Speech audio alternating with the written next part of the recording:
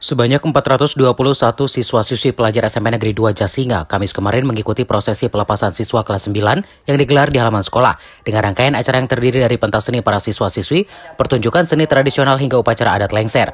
Wali murid dan tokoh masyarakat serta elemen pemerintah hadir dalam acara tersebut. Sejumlah penghargaan pun dibagikan bagi para siswa berprestasi. Selain 10 besar peringkat terbaik, ada penghargaan lain yang cukup menyita perhatian, yaitu penghargaan terhadap siswa dengan jumlah buku terbanyak yang dibaca selama sekolah di SMP tersebut. Pemenang dari penghargaan ini berhasil menyelesaikan 20 judul buku selama 2 tahun berikut dengan review dari masing-masing buku yang ditampilkan di depan kelas dan dimuat di sejumlah platform media sosial milik sekolah.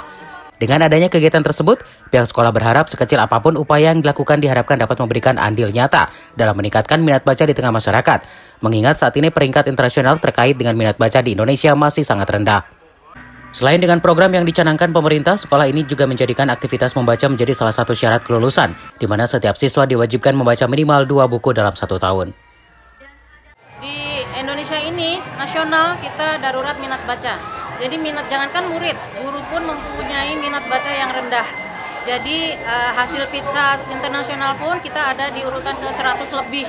Dan itu sangat memprihatinkan. Walaupun pemerintah sudah pernah mengeluarkan permen untuk literasi, membaca 15 menit sebelum belajar, tapi sepertinya mulai tenggelam karena kadang-kadang kita hanya euforia aja terhadap program baru gitu. Makanya saya kekeh melaksanakan program literasi itu sekecil apapun tapi konsisten gitu.